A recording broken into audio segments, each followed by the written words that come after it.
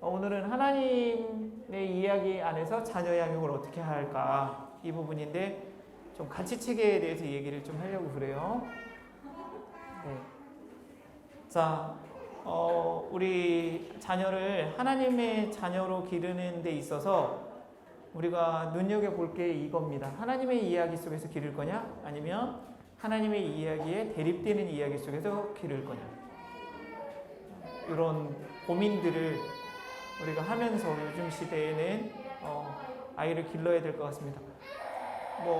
오늘 아침에 충격적이지만 헬로윈 파티로 150명 아이들 죽었잖아요. 헬로윈 파티가 기독교 문화하고는 이렇게 양립할 수 없잖아요. 그런데 지금 요즘 아이들은 유치원까지 거의 헬로윈 파티가 다 들어와 있죠. 그냥 우리는 공기처럼 지금 이런 상황 속에서 살고 있다는 거예요. 그래서 하나님의 이야기에 둘러싸인 공간 속에서 아이를 기를 건지 아니면 하나님과 대립되는 이야기 속에서 아이들을 기를 건지 더 심각해지는 그런 상황 속에 우리는 있는 것 같아요. 어항 속에 물이잖아요. 그죠? 이 안에 물고기가 살아요. 물고기한테 이 어항 속에 있는 자기가 살고 있는 세계를 설명하면 이해할 수 있을까요? 어떻게 설명해야 돼요? 우리도 마치 이런 거하고 똑같아요. 한국 사회에 살다가 외국 한번 나가보면 한국은 그렇지. 그제서야 이해되고 알게 되는 상황, 일이 아마 경험 중에 있을 것 같아요. 우리는 그 사회 속에 살면요. 우리가 어떤 환경 속에서 아이를 기르고 있는지 어떤 환경 속에서 우리 아이들이 자라고 있는지 전혀 알지 못해요. 왜냐하면 우리는 너무 익숙하고 그게 당연하다고 생각하니까 그래요.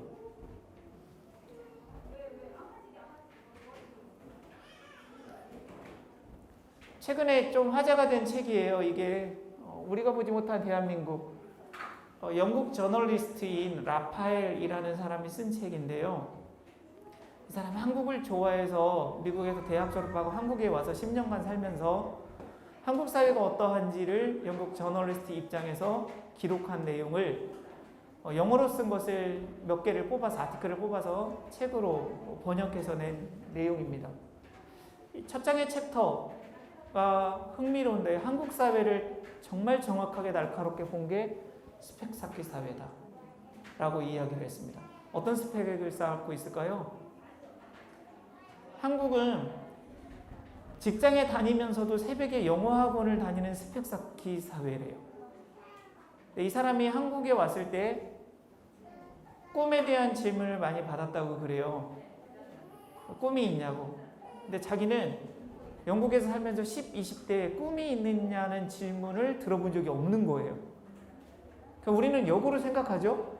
그런 질문을 안 받고 세상에 살아?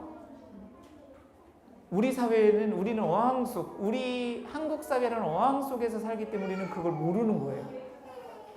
이 사람이 꿈에 대한 질문을 들은 것도 낯설었고 한국 사람들이 꿈에 대한 대답을 너무 잘하는 사실에 대해서 놀라웠대요. 근데 보세요. 한국 사람들은 꿈 아래 거를 대답하는 거예요. 눈에 보이는 목표. 뭐죠? 이 사람이 한국 사회에서 눈에 보이는 목표는 크게 대기업, 그 다음에 공무원. 모든 아이들이 그리고 모든 부모들이 이 두 직업을 눈에 보이는 목표를 향해서 애들을 밀어붙이니까 무한 경쟁 속에서 스펙을 쌓고 있다고 그래요.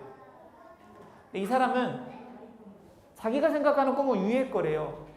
도저히 이룰 수 없는 어떤 것을 가치죠. 두고 선천적인 자질을 훈련시켜서 그것을 통해서 이 가치를 이루어가는 과정이 꿈이라고 생각하는데 한국 사람들은 모두가 다 눈에 보이는 목표가 꿈이라고 생각하고 살고 있대요. 그래서 스펙 쌓기의 이 경쟁 속에서 너무너무 불행한, 왜냐하면 한정돼 있잖아요. 이 책에 그렇게 얘기하더라고요. 공무원을 시험을 보는 사람의 100명 중에 3명만 합격한대요, 지금. 근데 모두가 대기업 직원, 그 다음에 공무원 되고 싶어 하는 거예요. 근데 그 꿈의 직장이라고 하는 것, 요즘에 젊은 세대가 공무원 퇴직한다, 그런 얘기 막 나오잖아요. 대기업 1년 만에 20몇 %인가요? 3년 이내에 상당히 많은 숫자가 퇴직하잖아요. 눈에 보이는 목표는 인생의 꿈이 될 수 없어요. 근데 한국 사회는 그렇게 살아가는 거예요. 라파엘이 바라본 한국 사회의 모습이고, 이것이 어떻게 우리 모든 국민에게 그리고 아이들에게 영향을 미치는지를 설명해 줬어요. 우리는 어떻게 생각하세요? 너무 당연하다고 생각하지 않아요? 그렇게 꿈꾸는 걸? 근데 외국인이 보기에는 정말 낯선 거예요. 그러니까 어항 속에, 대한민국이라는 어항 속에 살아가는 우리의 모습을 우리는 스스로 잘 모르고 있는 거죠. 그러면 조금 더 생각해 봐야 될 게 있어요. 우리 아이를 하나님의 자녀로 기른다는 게 어떤 거냐? 우리 아이들이 어떤 하나님의 대립되는 이야기 속에 영향을 받고 있는지 한번 살펴볼게요. 하나님의 이야기와 대립되는 이야기인데 이게 뭘까요? 요즘 사회에 가장 강력하게 영향을 미치는 것, 셀프라고 그래요. 자기 자신. 개인주의가 어마어마합니다. 개인의 성공, 개인의 성취, 개인의 행복. 근데 이것이 이 사회의 주요 가치관입니다. 저는 크리스찬 부모들도 요즘에 좀 깨어있다 이렇게 생각하시는 것 같아요. 우리 아이가 결혼을 안 하는데, 물론 어떻게 할 수는 없어요. 그런데 그게 깨어있는 거 아니야? 요즘 시대는 그런 거 아니야? 우리 아이가 결혼을 했는데 아이를 안 낳겠다고 그래요. 깨어있는 거 아니야? 나는 그걸 받아들여요. 이렇게 지금 생각하고 계세요. 순전히 다 개인의 행복을 위해서 결혼을 하고 개인의 행복을 위해서 자녀를 출산할지 출산하지 않을지를 결정해요. 이게 우리 한국 사회를 지배하는 가치관이 됐어요. 근데 크리스천들도 이거에 대해서 전혀 이상하다, 이게 낯설다, 하나님의 이야기와 대립됐다라고 생각하지 않아요. 이건 뭐죠? 스포츠. 그쵸? 생각해보세요. 스포츠가 가난한 국가에 대해서 산업화되어 있나요? 스포츠가 대부분 놀이문화죠. 그죠? 고도로 부유한 데가 뭐 손흥민 아시니까 이정류가 1,000억? 미쳤지 않아요? 그 속에서의 경쟁 미쳤지 않아요? 도저히 상상할 수 없는 산업화된 스포츠, 그런 것을 너무 우리는 당연하게 여겨요. 근데 잘 사는 국가들만 그런다니까요. 그 다음에 과학주의. 어떤 거냐면 과학적으로 증명이 되는 것만 실제한다. 과학기술이 인류의 문제를 해결할 수 있다. 과학적이지 않은 것은 증명할 수 없으니 실제하지 않는 거다. 그렇다면 여러분 보세요. 한 인간을 과학적인 세포 분자로 구성되어 있잖아요. 그걸로 인간을 설명할 수 있어요? 인간의 감정을 설명할 수 있어요? 인간의 영적인 영성을 설명할 수 있어요? 우리 요즘에 주식 많이 관심이 있는데, 주식이 합리적인 데이터로만 움직이면 좋겠는데, 인간이 한번 두려움을 느끼면 폭락하죠. 그걸 어떻게 설명해요? 그게 다 과학이에요? 근데 우리 지금 이 세계를 지배하는 가치관 중에 하나는 과학이 모든 것의 심판자고 과학이 모든 것을 해결할 수 있다라는 생각들이 우리를 지배해요. 우리는 그러한 주장에 대해서 기독교들이 대답을 할 수 없어요. 왜? 그냥 그런 거라고 받아들였으니까. 그 다음에 이건 뭘까요? 성입니다. 성. 요즘에 누구 출소한다고, 아동 성폭력 출소한다고 난리를 치잖아요. 근데 가만히 들여다보세요. 우리 지금 사회의 성과 가족관념을 보세요. 제가 크리스찬 가정과 양육 밴드에도 올렸지만 서울시 교육 중에 성평등 주간의 교육 내용을 보면 결혼이 절대적이지 않다 그 사실을 가르치세요. 그러면서 출산율이 감소한대. 그러면서 그쪽에 돈을 엄청나게 들여. 결혼이 절대적인 게 아니고 개인의 행복을 위해서 결혼을 선택할 수 있고 개인의 행복을 위해서 출산을 선택할 수 있다. 그 다음에 여성의 권리 때문에 유아살해, 낙태를 할 수 있다. 이렇게 주장하면서 출산율이 감소한다고 얘기를 하고 그쪽에 돈을 수조씩 쏘잖아요. 굉장히 제가 보기에는 멍청한 짓 하고 있는 것 같아요. 그러니까 한국에 지금 그리고 전 세계에서 성과 가정과 관련된 부분은 가정을 중심으로 한 가정을 올바로 세우기 위한 것보다 가정을 해체하고 가정을 파괴하는 쪽에 가치관이 훨씬 더 강합니다. 근데 우리 아이들은 이걸 끊임없이 받아들여요. 어디서부터요? 유치원 교육부터요. 여러분 정신 차리셔야 돼요. 유치원부터 교육을 받는다고요. 이 내용으로. 크리스천은 이 하나님과 대립되는 이야기에 대해서 제가 보기에는 너무너무 무관심해요. 교회 안에서만 갇혀서 교회 안에서만 신앙생활을 하려고 그러는 것 같아요. 이건 뭐죠? 스크린입니다. 스크린. 옛날에는 TV, 그쵸? 지금도 영향이 어마어마합니다. 그 다음에 영화, 젊은 세대의 가치관에 영향을 지대하게 끼칩니다. 요즘에는 뭐죠? 스마트폰. 이걸 이길 수 있다고 생각하세요? 우리 지금 부모들이? 교회가 아이들의 스마트폰에 영향을 이길 수 있다고 생각하세요? 거기에 아이들이 받아들이는 가장 큰 게 유튜브, 뭐 틱톡, 그쵸? SNS 이런 것에서 아이들이 받는 영향을 교회의 예배와 지금 하고 있는 수준에서 우리가 그 대립되는 이야기 속에서 하나님의 가치관을 넣을 수 있다고 생각하세요? 자신하십니까? 그 다음에요. 이건 뭘까요?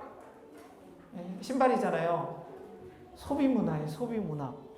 슈즈. 우리는 아이들이 요즘에 얼마나 부유한지요. 물건을 잃어버리고 찾을 생각이 없다. 예전보다 더합니다.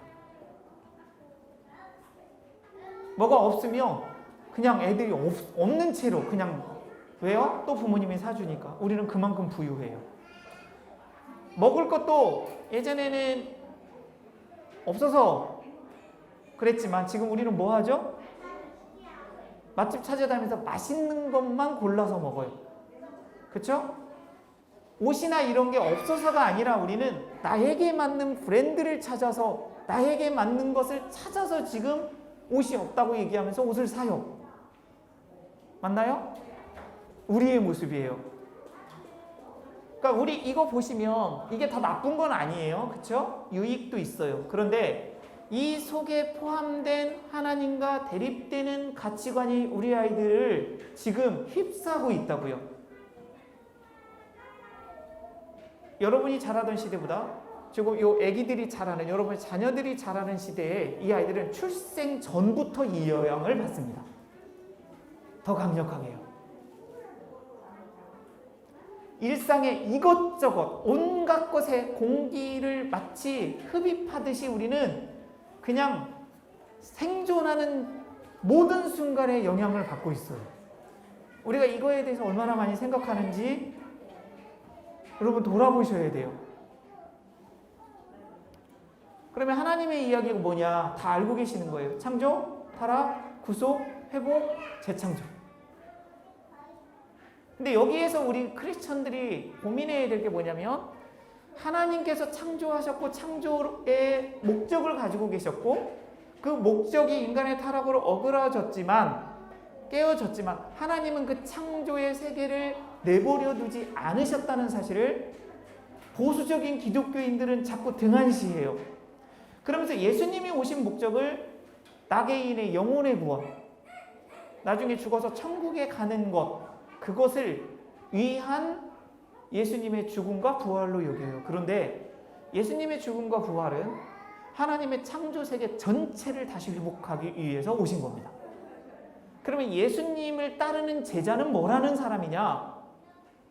복음만 전하는 게 아니라 하나님이 창조하신 세계를 다시 회복하신 예수님의 길을 그대로 따르는 겁니다. 그러면 그 아이들로 우리를 길러야 되는 거죠. 우리는 구원을 받은 이후에 예수님을 따르는 제자로 부르셨다. 이 사실에 대해서 너무 등한시 여겨요. 그럼 우리 아이들을 기르는 목적이 뭐예요? 하나님의 백성이고 하나님의 시민이고 하나님의 자녀인데 예수님을 따르는 제자예요. 예수님을 따르는 제자의 핵심이 하나님이 창조하신 세계를 다시 회복하는 거예요. 그러면 우리 아이들에게 부여하신 재능과 은사는 개인의 행복과 개인의 성취를 위해서 사용하는 것만이 아니라 하나님이 창조하신 세계를 다시 회복하는 데 사용하도록 우리 아이를 길러야 돼요. 그러면 그런 정체성을 가진 아이로 과연 기를 수 있느냐? 그 하나님의 이야기 속에 너는 지금 회복이 예수님의 시작한 회복 속에 있는데 너는 그 하나님의 거대한 역사, 거대한 그림, 거대한 섭리 그 속에서 지금 이 시대에 네가 무엇으로 하나님의 일의 역사에 동참하며 그 부름에 응답하며 살아갈 거냐? 그것을 아이들에게 심어주는 것이 하나님 나라 교육이고 기독교 교육이에요.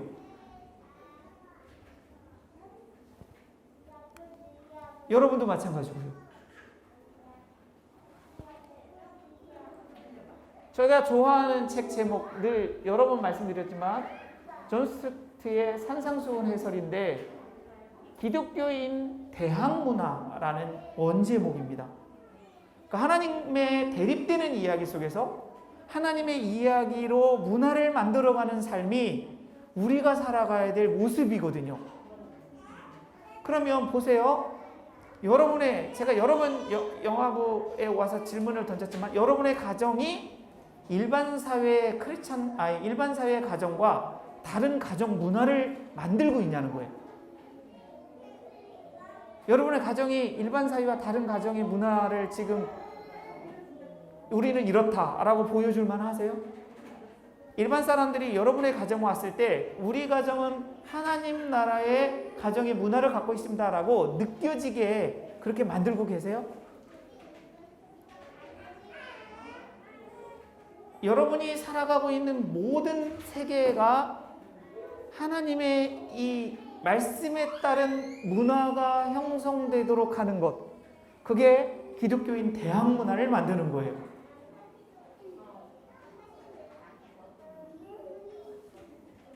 제가 책을 오늘 고급스럽게 좀 수준 높게 한다고 그랬잖아요. 책을 몇 권 소개하려고 그래요. 부모 자신의 삶 그리고 우리의 가치관이 여러분 공부를 많이 하셔야 돼요. 하나님의 이야기는 뭐고 이 세상에 대립되는 이야기는 뭐고 그 속에 우리 아이들은 지금 어떤 영향을 받고 있는지 어항 속의 물처럼 우리가 깨닫지 못하는 순간에 아이들은 어떤 영향을 받고 있는지 공부하셔야 돼요. 첫 번째 책은 세계관은 이야기다. 좀 어렵기는 해요. 이 책이 하나님의 이야기와 대립되는 이야기의 흐름을 잘 정리해 줬어요. 그리고 마지막 장에 6가지 영역을 어떻게 하나님의 이야기 속에서 이 대립되는 이야기와 다른 모습으로 관점으로 바라봐야 할지를 설명했어요. 산업, 그러니까 기업이죠. 정치, 스포츠, 문화, 교육, 예술 이런 것들이에요. 우리는 그런 영역에 대해서 전혀 생각하지 않잖아요. 그런데 아까 다시 말씀드렸지만 우리 사회는 그런 하나님과 대립되는 이야기 속에서 우리 아이들이 영향을 받고 살아가고 있고 우리 부모들도 자연스럽게 그 가치관 속에 물들어 살고 있어요. 우리 선생님들하고 첫 번째 책을 읽고 토론하는데 한 선생님이 그런 얘기를 해요. 젊을 때 정치에 대해서 고민이 많아서 교회 목회자한테 질문을 던졌대요. 정치 영역을 어떻게 기독교인으로서 다가가야 하고 접근해야 합니까? 라고 물어봤어요. 그때 목회자가 뭐라고 대답했을까요? 여러분들 경험이 있는지 모르겠어요. 이렇게 대답했답니다. 그런데 신경 쓰지 말고 교회 생활 열심히 해요. 이게 지금 한국의 현실이에요. 그런데 이 가치관이 우리 아이들에게 영향을 미치고 있다고요. 정치에 대해서 어떻게 접근해야 될지에 대해서 우리는 목회자로부터 전혀 답변을 못 들어요. 근데 교육하는 여러분들, 자녀를 양육하는 여러분들, 하나님의 이야기 속에 정체성을 가지고 살아갈 아이들로 길러야 될 우리 크리스천 부모들은 공부하셔야 돼요. 저는 너무 심각해요. 목회자 얘기 어떤 때는 그런 얘기는 듣지 마셔야 돼요. 목회자가 잘못 알고 있는 거예요. 모든 세계는 하나님이 창조한 세계고 결국은 예수님을 통해서 하나님의 새로운 땅, 새 땅과 새 하늘이 만들어져요. 새 창조예요. 인간의 영혼만 구원하는 게 아니에요. 두 번째, 컬처 케어라는 건데요. 크리스천들이 문화 예술을 어떻게 접근해야 될지를 설명한 책이에요. 이 책의 얘기를 잠깐 드리면 빈센트 반 고흐 아세요? 해바라기? 뭐 밤에 별빛이 빛나는 풍경인가 뭐 그런 거? 혹시 아세요? 이거 그리신 분이세요? 근데 저도 처음 알았어요. 이 책에서 설명하더라고요. 네덜란드에서 태어났는데 목사님의 아들이었대요. 목회자가 되려고 신학을 공부했대요. 근데 교회에서 너는 목회자가 아닐 것 같아 그랬대요. 그래서 선교사가 되기로 해서 프랑스에 가서 가난한 사람들과 함께 선교를 하는데 네덜란드 선교부에서 너는 그런 선교는 우리는 받아들일 수 없어 라고 해서 그것도 거부당했대요. 그래서 이 빈센트 반 고흐는 그림을 통해서 자기가 묵상하고 생각한 신앙에 대해서 그림을 그린 것 중에 하나가 밤에 별이 가득한데 교회가 하나 있고요. 동네가 마을이 있어요. 그런 그림이 있더라고요. 제가 여기다 띄웠으면 좋았을 텐데. 근데 그 그림을 설명하는데 교회만 불이 꺼져 있어요. 자기가 경험한 네덜란드의 교회, 선교에서 교회는 성령 하나님의 역사가 없는데 오히려 교회문 밖을 나갔더니 성령 하나님은 그 세계 속에서 역사하고 계시더라고요. 우리 지금 한국 크리스천들 교회는 교회 안에서만 닫혀 있어요. 하나님의 모든 세계에 대해서는 무관심해요. 그러니 우리 아이들의 교육에 대해서도 우리는 무관심해요. 왜요? 어떤 가치관이 아이들 속에서 교육되고 있고 어떤 것이 우리 아이들의 내면을 지금 형성시키는지에 대해서 무관심해요. 우리 관심은 뭐예요? 한국 사회의 스펙 쌓기예요. 성적, 대학, 취업, 성공, 경제적 풍요. 이게 우리 사회를 지배하는 거예요. 크리스천 교육자들, 크리스천 신학자들이 얘기해주고 있는 얘기를 아까 라파엘이라는 영국 저널리스트도 동일하게 한국 사회를 설명해주고 있어요. 이 컬처 케어에서 우리가 좀 생각해봐야 될 게 이거예요. 문화와 예술은요, 필수적인 게 아니래요. 자, 이게 어떻게 적용되는지 봅시다. 문화와 예술이 필수적인 게 아니에요. 그러면 우리 학교 현장에서 음악, 미술, 문화와 관련된 부분은 어떻게 해요? 수업에서 축소하거나 고등학교 올라갈수록 점점 사라져요. 왜요? 필수적인 게 아니니까.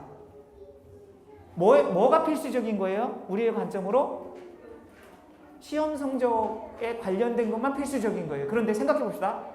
이 필수적인 게 아니라는 이 음악, 미술, 예술이 인류 사회에 없다. 그러면 여러분 어떠실 것 같으세요? 예배 시간에 찬양이 없어요. 음악이 없으니까. 어떠실 것 같으세요? 미술, 디자인이 없어요. 그러면 여기에 인테리어가 아무것도 없으면 돼요. 그쵸? 자, 그런 세계 어떻게 생각하세요? 상상할 수 없죠. 너무 삭막하죠. 인간의 정신세계와 인간의 삶과 인간의 존재와 그리고 심지어 영성에까지도 너무너무 중요한 영향을 미치고 있는 이 문화 예술을 우리는 등한시하는 거예요. 그러면서 크리스천들은 하나님이 창조하신 문화를 돌봐야 된다. 돌봐야 된다. 문화도 돈에 의해서, 상업에 의해서 좌지우지되는데 그런 것이 아니라 인간 삶에 가장 중요하게 영향을 미치는 이 문화를 크리스천들은 돌보아야 된다. 그런 얘기를 합니다.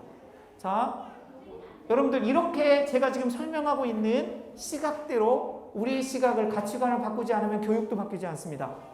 마지막 글로벌 성혁명은요, 카톨릭인이 쓴 책이에요. 근데 어떻게 성의 자유를 외치면서 가정을 파괴하고 성에 대한 정체성을 혼란스럽게 만드는지에 대해서 쓴 책입니다. 우리는 지금 이게 이미 너무 훅 다가와 있어요. 어린이집, 유치원, 초등학교, 중학교, 고등학교의 교육 속에 이미 너무 많이 다가와 있어요.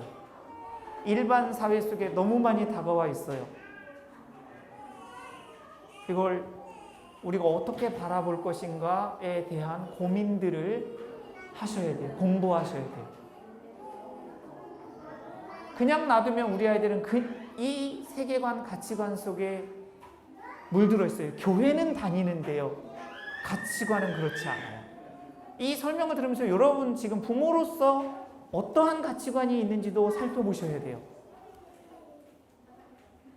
제가 아이들을 기르면서 그러면 독립된 가치관을 하나님의 이야기 속에 정체성을 형성한 독립된 인격체로 나중에 성장해서 이 사회에 기여하고 살아야 될 아이들로 길러야 되는데, 무엇이 가장 큰 방해냐? 요즘에 제가 보고 있는 게 여러 가지 있지만 이 모습 뭐 같아요? 그냥 느낌 짤 제가 가져왔는데 뭐죠? 아이고 우리 애기. 제가 말씀드렸지만 과보가 극성입니다.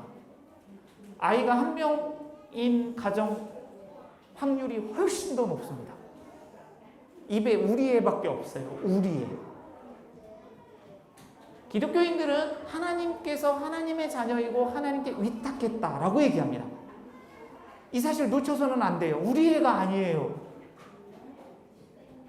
근데 요즘 시대에 한 인격체로서 크리스천 가치관을 가지고 하나님 나라의 회복의 사람으로 살아가는 걸 기르기는 고사하고, 얼마나 아이들을 유약하고 나약하고 어리게 기르고 있는지 제가 미리 설명드립니다. 여기 아직 아기만 있는 부모들 잘 보세요. 제가 여러 크리스천 교육자들 만나면서 얘기해 보니까 공통된 게 있더라고요. 그래서 한번 정리해 봤어요. 첫 번째, 내 아이 말만 믿는다. 우리 아이가 와서 얘기하면 그게 너무 중요해. 그래서 내 아이가, 우리 아이가 어쨌다고 우리 아이 중심적인 이야기가 입에 가득해. 선생님 얘기 안 들어. 다른 사람 얘기 안 들어. 여기 영화부 만약에 다녔으면 우리 아이가 조금만 손해보는 거 있잖아요. 조금만 뭔가 있다, 애가 뭔가 힘들다고 얘기하잖아요. 내 아이 얘기만 들어요. 내 아이는 조금도 피해받으면 안 된다고 생각해요. 근데 생각해보세요. 아이가 성장하려면요, 관계에서도 상처를 입어야 되고요. 그쵸? 여럿 있을 때 여기서도 혹시 그렇게 지금 서운해 하시는 부모님들 생각해보세요. 여기 영화부 선생님이 우리 아이 한 반에 4-5명이 있는데 어떤 일을 공동으로 할 때 이 선생님은 여러 명을 동시에 봐야 돼요. 그런데 부모님은 내 아이가 지금 뭔가 살짝 불편한데 선생님이 안 봐주고 있어. 그게 보여요. 그걸 갖다가 얘기해요. 우리 아이가 지금 저기 힘들 텐데 왜 그거 안 봐주세요? 요즘에 부모들 정말 많습니다. 세 번째, 사명감을 가져요, 거기에. 그래서 유치원이나 여기 교회도 모르겠어요. 학교에 사명감을 가지고 요구해요. 우리 애가 이때야. 우리 아이 말만 믿는다고 그랬잖아요. 우리 아이가 그랬다고 그랬어요. 선생님이 얘기 들어보면 맥락이 있고 상황이 있어요. 그리고 부모 내 아이 한 아이만을 위해서 집중할 수도 없어요. 그리고 자기도 그렇게 못하잖아. 한 명만 보는데도. 너무너무 많습니다. 지금 학교 교육을 망치는 것 중에 제가 보기에는 부모가 가장 커요. 어린이집 유치원 교육 망치는 거 부모가 커요. 애 얻어 터지고 이 사회 얻어 터지고 사는 거예요. 관계는 내 맘대로 안 되는 거예요. 욕구충들이 있는 거예요. 갈등은 늘 존재하는 거예요. 모든 것이 내 아이가 100% 충족될 수 없는 사회 속에 사는 거예요. 그러면 부모가 그냥 다 챙겨주면 되잖아요.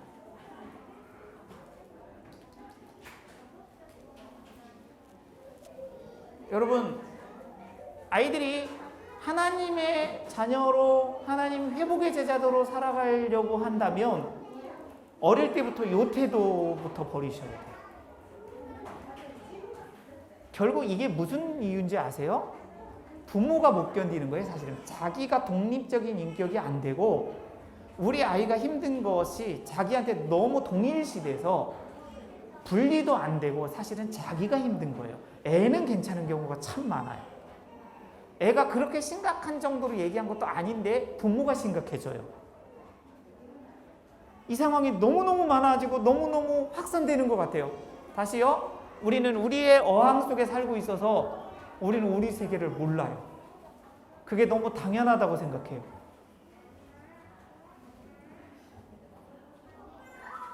전체적인 관점으로 교육을 바라봐야 되는데요. 요즘에 미래사회, 미래역량교육 많이 얘기하잖아요. 이것도 전체적인 교육을 바라보는 게 아닙니다. 이렇게 보셔야 돼요. 미래사회 역량은 무엇을 할 것인가에만 해당돼요. 어떤 직업을 가질 건가? 근데 아이를 전체적으로 기른다는 건 어떤 사람이 될 것인가? 어떤 삶을 살 것인가까지 다 같이 갖춰줘야 돼요. 제가 또 책을 소개할게요. 언스쿨링이라는 책인데 이게 진화심리학자라고 진화발달심리학자라고 그런 것 같아요. 책을 쓴 사람이 자기 아이를 언스쿨링하는 학교에 보냈어요. 언스쿨링이 뭐냐면 우리의 이제 공교육이 있고요. 공교육을 떠난 대안교육이 있죠. 대안교육 말고 가정에서 하는 홈스쿨이 있어요. 홈스쿨이 교육과정을 가지고 가정에서 가르쳐요. 언스쿨링은 교육과정이 없어요. 교육의 방향만 두고 그날 관심사에 따라서 아이와 함께 커리큘럼 없는 활동을 하고 자라는 교육을 언스쿨링이라고 해요. 이게 이 책에서 보면 2015년도에 나온 책인데 미국의 홈스쿨이 당시 2015년도에 200만 명, 어마어마하죠? 그 중에 언스쿨링이 10% 정도 될 거다. 20만 명. 근데 코로나 때문에 홈스쿨이 1몇 %에서 2몇 %까지 증가했다라는 보도가 있었습니다. 아마 훨씬 더 많아졌을 거예요. 근데 이 책에서 어떤 사람이 될 것인가, 어떻게 삶을 살 것인가, 무엇을 할 것인가, 전체적으로 어떻게 교육하는지를 설명을 참 잘해요. 그런데 학습 얘기가 없어요. 거의. 기본적인 게 뭐냐면 아이들이 자기주도성, 자기관리, 책임감 이런 것들이에요. 자기 관심 분야를 찾아가는 것 이런 것들이에요.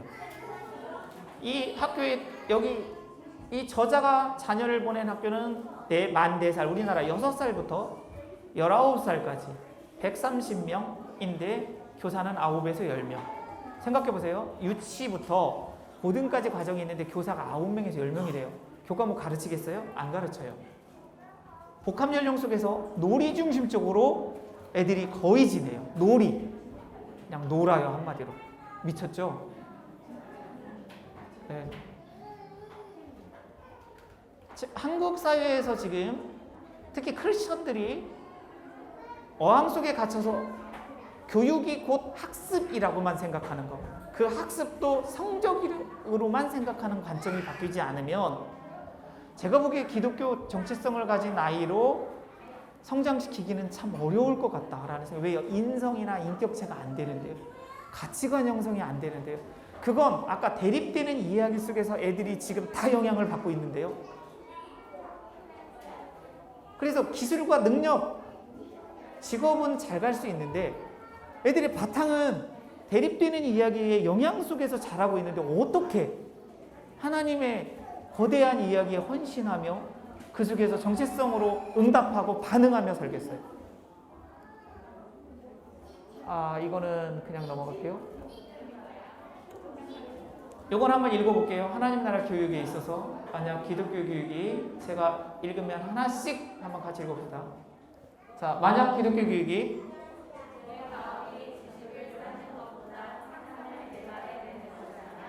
만약 기독교 교육이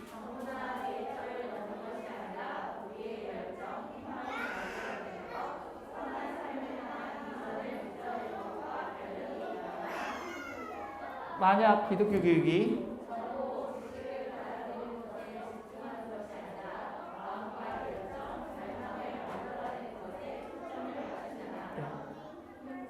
우리는 대부분 다 지식 쌓는 거, 정보 데이터 넣는 거, 정보 지식을 받아들이는 거, 그래서 성적 얻는 거 이렇게 생각하죠. 우리의 교육의 관점이 바뀌지 않으면 저는 다음 세대 교육은 절망적이라고 생각하는 사람입니다. 우리의 어항 속에 갇혀서 우리의 대립되는 이야기의 가치관 속에 우리가 여전히 있다면 다음 세대 교육은 어림도 없다고 생각합니다. 대립되는 이야기, 하나님의 이야기에서 우리는요, 그러면 어떻게 살아가냐면요, 이거예요. 긴장 속에 살아가요. 자, 여러분이 이런 긴장을 느끼지 않고 자녀를 교육한다면 여러분은 어느 한쪽에 쏠려 있을 겁니다. 특히 그러니까 이 긴장이라는 게 우리 아이 나중에 대학 못 가면 어떻게 하지? 우리 아이 나중에 직장 못 가면 어떡하지? 그런 긴장 말하는 거 아니에요. 하나님의 이야기 속에 살아가려고 하는, 교육을 하려고 하는데, 양육을 하려고 하는데 일반 사회는 계속 다른 가치를 얘기하고 있어. 그럴 때 내가 그 선택에 있어서 계속 갈등하고 있다면 그게 진짜예요. 만약에 여러분이 아이를 기르면서 그런 갈등, 어떤 것을 선택해야 될지 갈등을 느끼지 않는다면 여러분은 가짜예요. 우리는요, 긴장 속에 있을 수밖에 없어요. 왜요? 이 사회는 하나님의 이야기가 아니라 대립되는 이야기의 가치가 너무너무 세기 때문에. 부모들이 대부분 다 그래요. 이 사회의 한국 현실이 그렇잖아요. 한국 현실이 그렇잖아요. 안 되니까요. 근데 하나님께서 하나님의 이야기 속에서 자녀를 기르라고 그랬지, 하나님과 대립되는 이야기 속에서 아이를 기르라고 말씀하지 않으셨어요. 그러나 우리는 그 속에서 긴장감이 없어요. 매일 갈등을 안 해요. 우리 아이를 이렇게 기르면 어떻게 할까? 이렇게 기르면 어떻게 할까? 성경에서 말씀하는 원리대로 기르면 애들이 도대체 먹고 사는 거야? 애들이 이 세상에는 살아갈 수 있어? 이런 갈등이 끊임없이 여러분 속에 있어야 그게 정상이라고요. 긴장은 정상입니다. 갈등은 정상입니다. 그 속에서 여러분이 어느 쪽을 선택할지를 늘 고민하시고 결정하셔야 돼요. 저는 하나님의 이야기 속에서 자녀를 양육하는 부모가 됐으면 좋겠습니다. 저런 이제 앞에서 제가 소개한 책들을 읽으면 갈등 엄청나게 되실 거예요. 고민 엄청나게 되실 거예요. 한국에서 하나님의 이야기를 가르치라고 하는 그런 교회도 많지 않고, 그런 교육을 그렇게 교육하는 사람도 소수자이고, 그냥 대부분 이렇게 이야기하죠. 애들 공부 잘하게 해서 나중에 성공해서 하나님 나라 일하게 하면 되잖아 라고 얘기를 해요. 근데 다시요, 그 아이들의 가치관, 그 아이들의 인성의 바탕이 무엇으로 형성되는지를 고민하셔야 돼요. 자, 한번 읽어보겠습니다. 시작.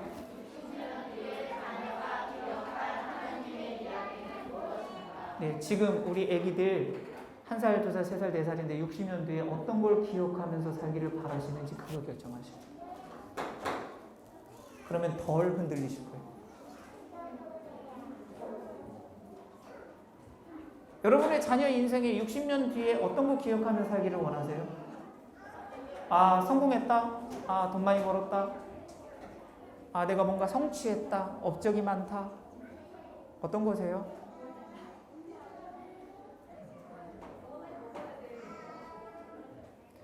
(60년) 뒤에 지금 한국 사회에서의 이 사회 가치관이 형성된, 내면화된 상태에서 60년 뒤의 아이들은 어떤 하나님의 이야기를 기억할 수 있겠어요? 아니면 여러분들이 지금 아이들을 양육하고 교육하는 상황에서 60년 뒤에 내 딸, 내 아들이 어떤 하나님의 이야기를 기억 속에 남겨놓을 것 같으세요?